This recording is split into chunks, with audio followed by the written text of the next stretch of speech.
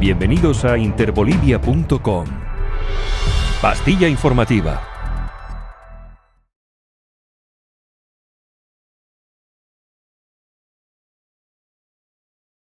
Buenos días y ya casi buenas tardes. Hoy día es 6 de agosto y quiero empezar saludando especialmente a todas las bolivianas, pero sobre todo, es decir, a los bolivianos y a las bolivianas, pero sobre todo a las bolivianas con un graffiti. Un graffiti que además parafrasea el himno nacional. Y aquí va. Vivir antes que esclavas morir. ¿Por qué me voy a tomar la molestia de hacer un análisis del discurso de Yanine Áñez? Un discurso repetitivo, poco interesante, sobre todo porque Bolivia está viviendo momentos muy dramáticos en relación a la democracia, en relación a la pandemia, y es muy importante responder a ese momento. Quienes piensan que el feminismo, que los feminismos son un proyecto de lucha por derechos, a la despenalización del aborto, a la ley para que no acosen a las mujeres, tienen una mirada muy cerrada y muy chiquitita del feminismo. El feminismo es una propuesta de país que se va a integrar con otras propuestas de país para transformar esta sociedad. Antes de entrar al análisis de un discurso que no nos ha brindado nada, quiero en este 6 de agosto volver a recordar para todos y para todas lo siguiente. Bolivia fue fundada un 6 de agosto y fue fundada por una asamblea constituyente conformada por 48 diputados hombres que estaban distribuidos de la siguiente manera. 13 representantes de Cochabamba, donde 3 eran sacerdotes y dueños de obrajes, y 10 hacendados, de los cuales 4 eran también comerciantes. En La Paz había 12 representantes, de los cuales 2 eran curas. José María de Mendizábal, vicepresidente de la Asamblea, que fue además comisario de la Inquisición e inclusive ambiguo respecto de la independencia de nuestro país. Fue también minero de las minas de Berenguela. José María Asín, sacerdote y también abogado, dueño de haciendas y obrajes. 6 hacendados y comerciantes, de los cuales 4 eran abogados, y 4 mineros y comerciantes. Por parte de Charcas, que sería hoy Chuquisaca, había 7 representantes. Estoy hablando de quienes conformaron la fundación de Bolivia. Un sacerdote, 2 mineros y 4 hacendados, todos ellos abogados. En Potosí, por Potosí había 14 representantes, 7 mineros, de los cuales 4 eran también hacendados y 3 eran también comerciantes. Y cuando decimos mineros, no estamos hablando de trabajadores mineros, sino de dueños de minas. 5 hacendados y comerciantes, 2 sacerdotes y a la vez mineros. Y por Santa Cruz, una representación mínima constituida por 2 personas. Un sacerdote, que además era hacendado, y un hacendado.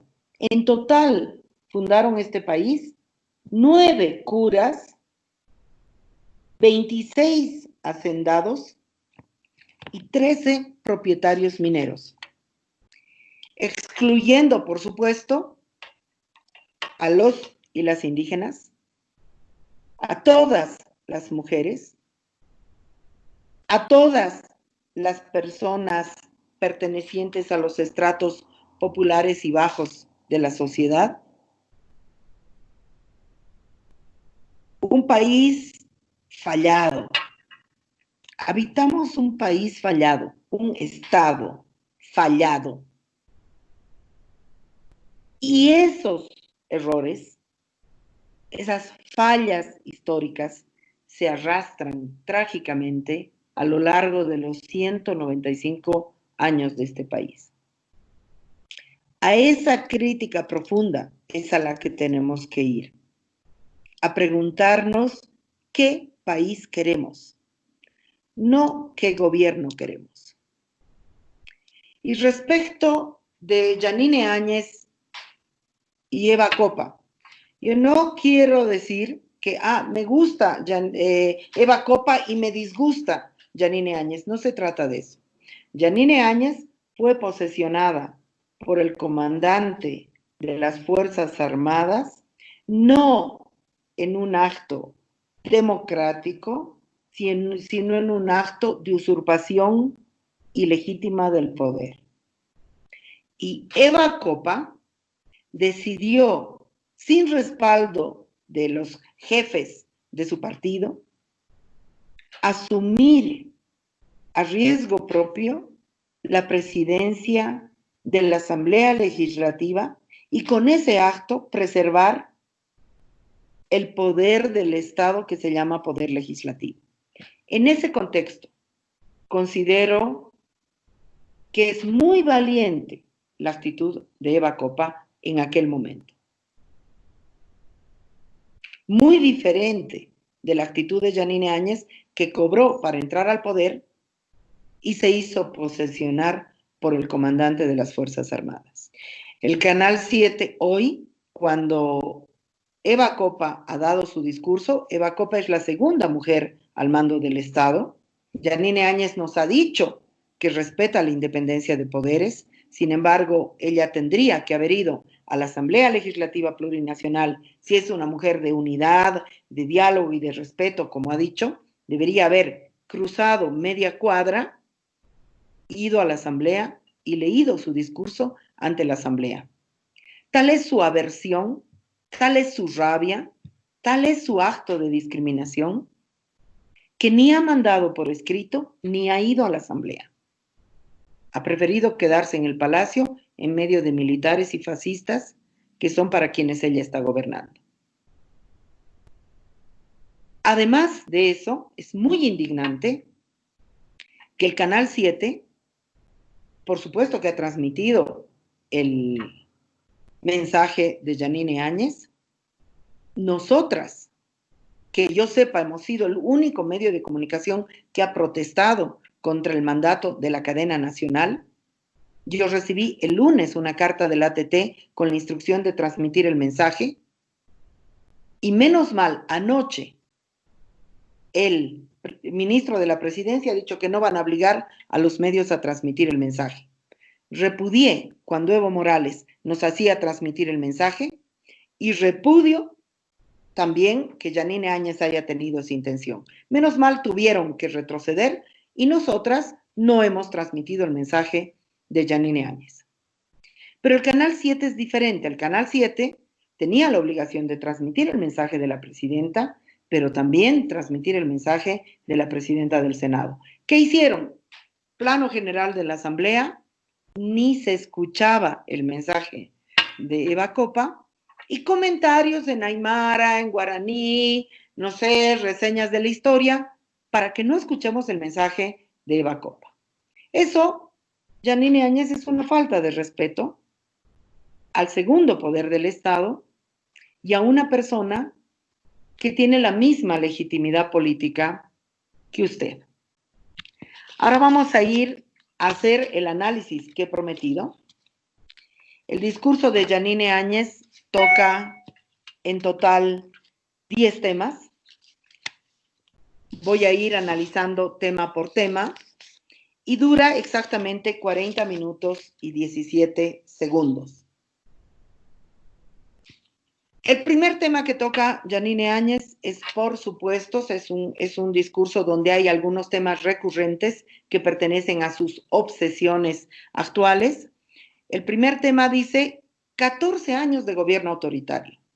Yo soy y he sido una mujer muy crítica de Evo Morales, pero no se puede desconocer que la primera y la segunda gestión de Evo Morales tenían absolutamente toda la legitimidad democrática. Otra cosa es que a ella no le haya gustado. Yo me pregunto si ella respeta o no respeta la democracia. Ella fue electa también. Si no, no hubiera sido senadora. Entonces ella fue electa. La incapacidad de Yanine Áñez como personaje de analizar y no meter en un mismo bloque los 14 años de Evo Morales es muy grave, porque no son un mismo bloque.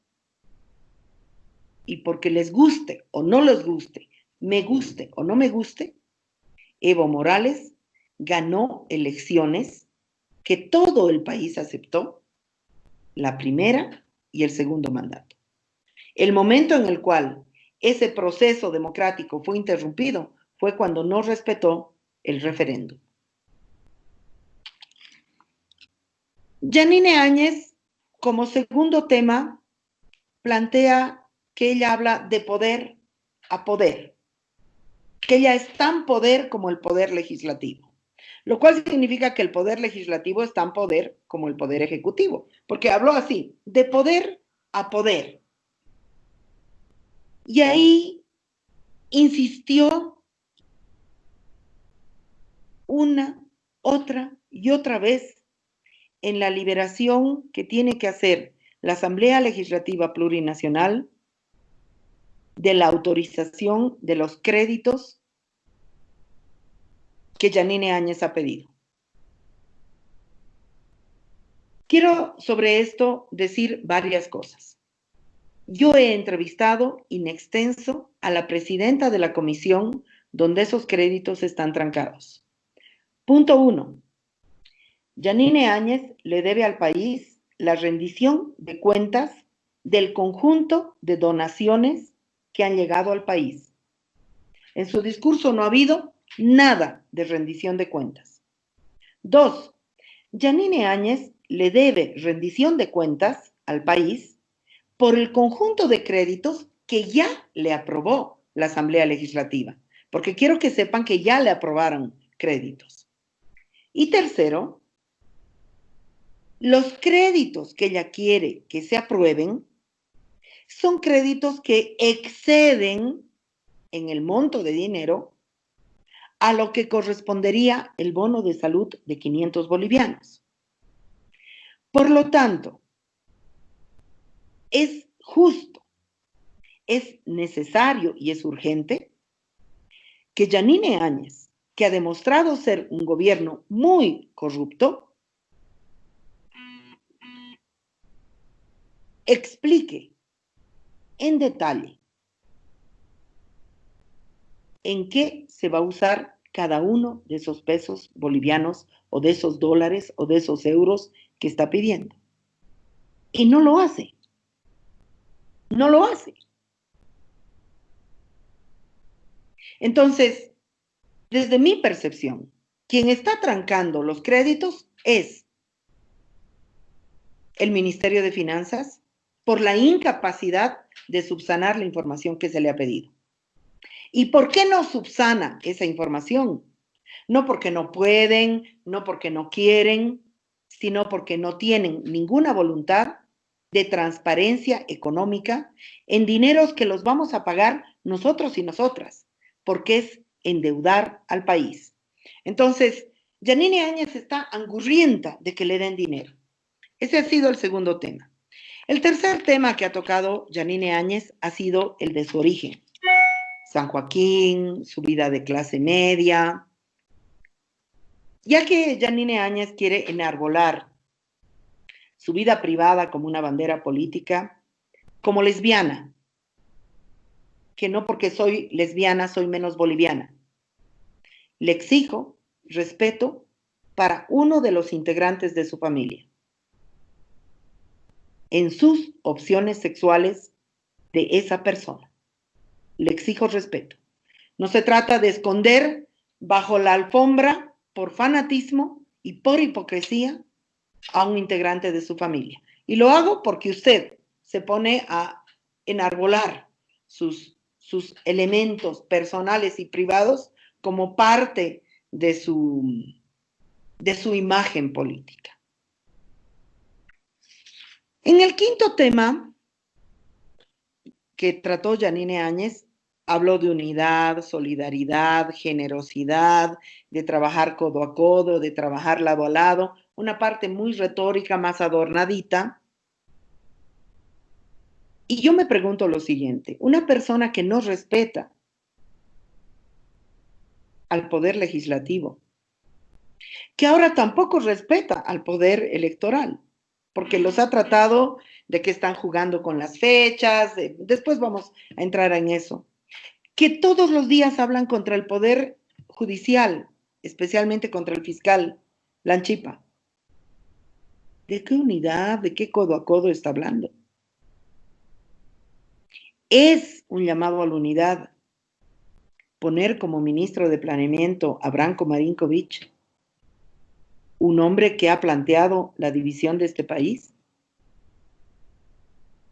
Por supuesto que no. Son palabras vacías. Habla de generosidad. Todas las medidas del gobierno, y vamos a entrar, han apuntado a afectar a los sectores proletarios, a los sectores empobrecidos. Y no hay una sola medida del gobierno de Yanine Áñez, no hay ni una sola medida que represente afectación o pedido de que las grandes oligarquías le pongan el hombro al país. El sexto tema del que habló Yanine Áñez es el tema de salud. Y yo he escuchado este mensaje. Yo creo que si hubiera sido una boliviana, que no tengo el compromiso de hacer este comentario, ya hubiera apagado la televisión o le hubiera lanzado mi chancleta a la televisión de rabia, porque habló con un cinismo impresionante. Dice que, esta mujer y este gobierno no tienen ninguna capacidad de dimensionar la talla enana que tienen, lo poca cosa que son. ¿Cómo nos va a venir a decir Yanine Áñez que ha hecho más de lo que nadie ha hecho en la historia de Bolivia en medicina, en salud? Cuando si hay algo que se está manejando mal es la salud. 3 ministros de salud en los pocos meses de gobierno. El primero, Aníbal Cruz. Lo sacó y no sabemos por qué Aníbal Cruz renunció. El segundo, Marcelo Navajas, dueño de las clínicas privadas. Un hombre del Opus Dei. Responsable o corresponsable, ahí está en la cárcel o estará en Miami, pero ha sido juzgado como uno de los responsables de la corrupción en respiradores. Y ahora está Heidi Roca, que era viceministra, que está en su casa, que está enferma, porque nadie más, ningún médico más en todo este país está dispuesto a aceptar el ser ministro de salud de esta señora. Y nos viene con que ha hecho históricamente más que nadie. Ella dice que Evo Morales construyó un gran palacio, nosotras le hemos llamado la Casa Grande del Amo, yo he repudiado la construcción de ese palacio. Pero ahí está la doble moral demagógica de Yanine Áñez. ¿Por qué no han convertido ese palacio en centro de aislamiento? ¿Por qué no usan ese palacio para otras funciones sociales que no sean las de ejercer en ese palacio de lujo su gobierno? O sea, no tiene sentido. Esta señora dice más de 30 laboratorios para el procesamiento de pruebas. Si en Bolivia hay más de 300 municipios, 30 laboratorios son una miseria. Es una ridícula. Más de 270 respiradores. El escándalo ha sido por 500 respiradores, que además hemos perdido. Más de 270,000 pruebas. Si hay algo que no hay en el país son las pruebas. Las clínicas privadas están cometiendo abuso. Las farmacias están cometiendo abuso. Lo único que han hecho es encerrarnos en nuestras casas en tiempos de pandemia. Y nos viene a decir que está cambiando la faz de la salud en Bolivia. O es cínica, o es demagoga, o no tiene la capacidad de medir sus palabras y de medir la talla ridícula de un gobierno ridículo, como es el gobierno de Yanine Áñez.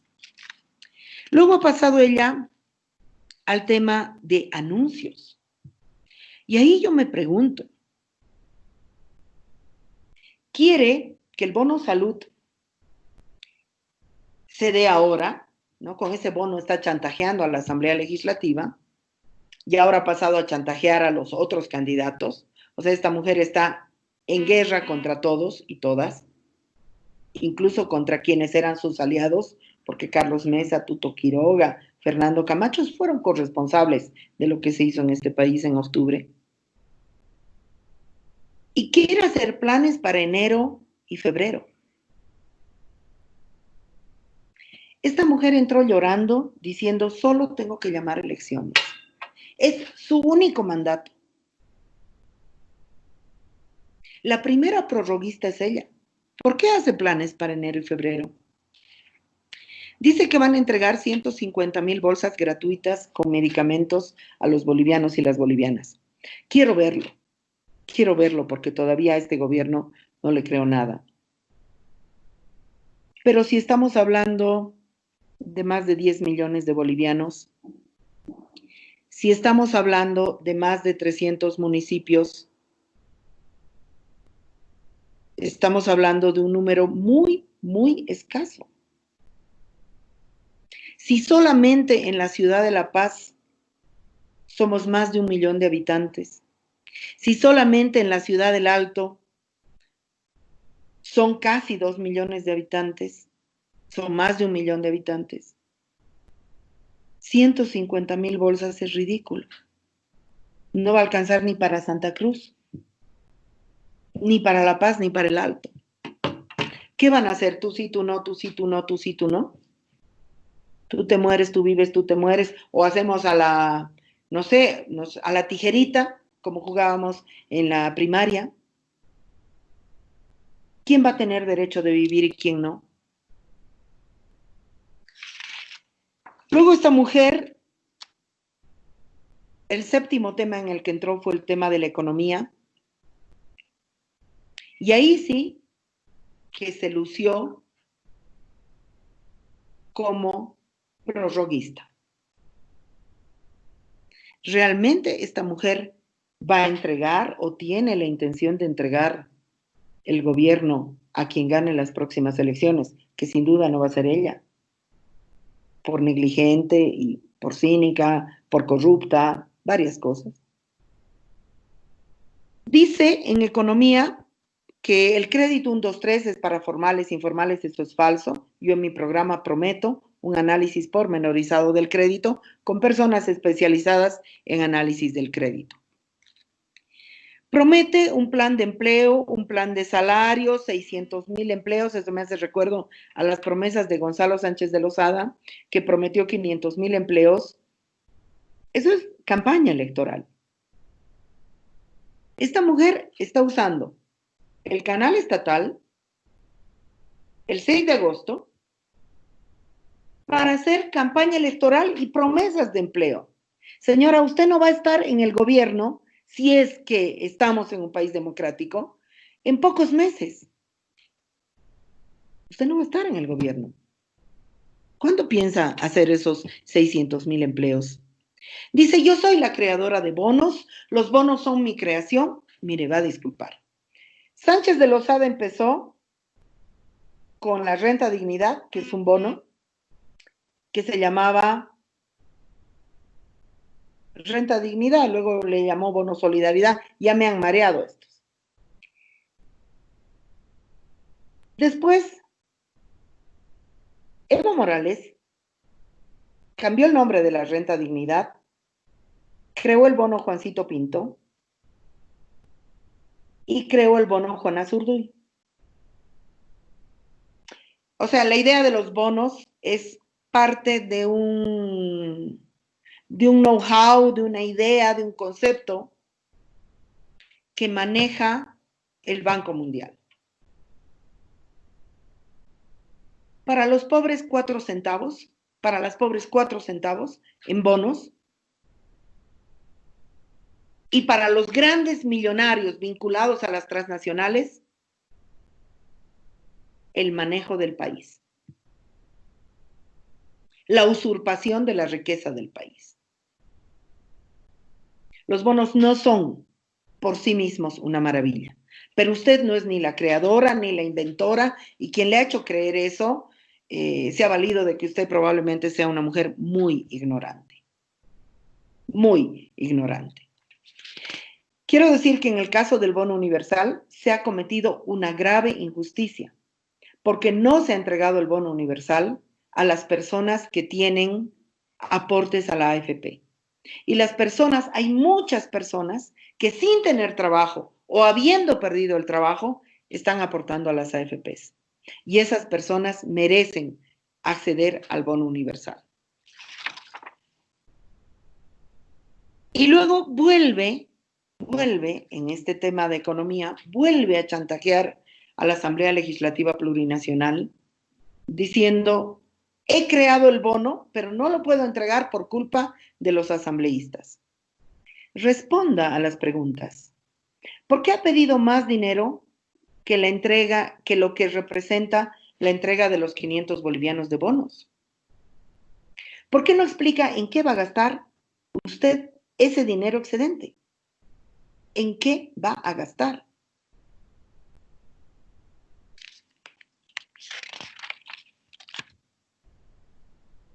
Dice, y obviamente, continuando en esta, hablo más largo que nada de los bonos. El camino de Bolivia es entre los que saben hacer bonos y los que no saben, y yo sé hacer bonos. O sea, esta mujer está haciendo de los bonos una campaña electoral. Y eso es muy grave. Muy, pero muy grave. Recibe muy mal las críticas. Eso es lo que ha demostrado. Ser una mujer que recibe muy mal las críticas. Ha tocado el tema de las críticas. Ha dicho: les he escuchado a todos hacerme críticas, pero nadie defiende mis bonos. ¿Por qué hay que defender una política corrupta? No ha aclarado el tema de YPFB. No ha aclarado el tema de los respiradores. No ha aclarado el tema de los gases lacrimógenos que se compró también de forma corrupta. No ha aclarado de la adenda al contrato con el Brasil. Graves temas que pueden significar o estar significando graves casos de corrupción. De corrupción no habló absolutamente nada. Nos vino con seguridad ciudadana, que es el viejo discurso de tuto contra las drogas y no sé qué y no sé cuántos, el viejo discurso de la embajada norteamericana, de que nuestros hijos se van a volver pandilleros. Me da mucha risa que dice que en educación ha clausurado el año escolar. Clausurar el año escolar significa suspender la función más importante del Estado boliviano. Con sus palabras ha clausurado el año escolar. Y además ha clausurado el año escolar después de, esto ha sido hace pocos días, después de un semestre donde la educación virtual no ha funcionado, donde el ministro no ha tenido ninguna capacidad de negociar ni con colegios privados, ni con universidades privadas, ni con magisterio rural, ni con magisterio urbano, donde no se han desarrollado clases de ninguna especie. Y sin embargo, está prometiendo en educación cursos de nivelación para el próximo año. A ver, Janine, el próximo año no vas a ser presidenta. Si es que hay elecciones, el próximo año no vas a ser presidenta si se respeta el resultado de las elecciones. ¿Qué cosa estás ofreciendo cursos de nivelación para el próximo año? se ha dirigido al órgano electoral pidiendo que no jueguen con las fechas de las elecciones, se ha dirigido al órgano electoral sin respeto. Cuando Yanine Áñez convocó al presidente del Tribunal Supremo Electoral para solicitarle el aplazamiento sin fecha para las elecciones.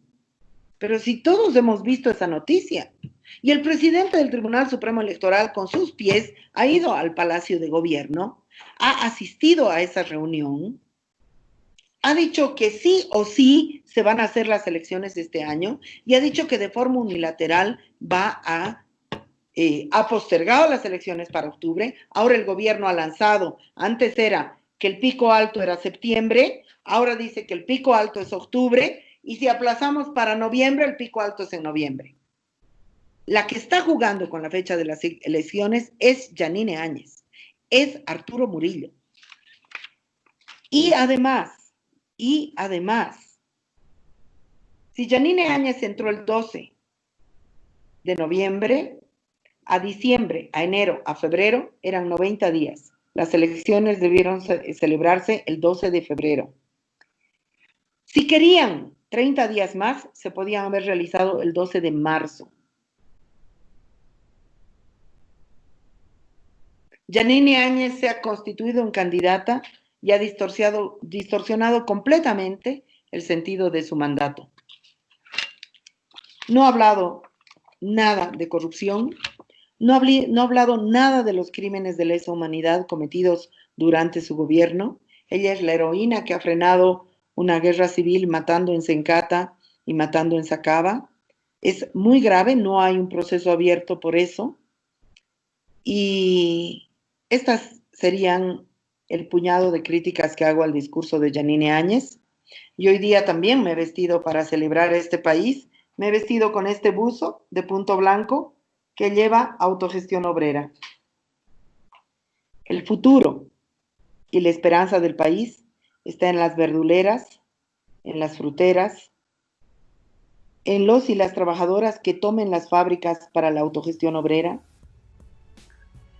en toda la economía informal, no en la oligarquía que quiere apropiarse de nuestro país. Muchísimas gracias y conmigo hasta el lunes a las 9:00 a.m. El reportero eres tú. Subimos vídeo y contenido todos los días. Suscríbete a nuestro canal y no olvides activar la campanita para que te llegue todas las notificaciones.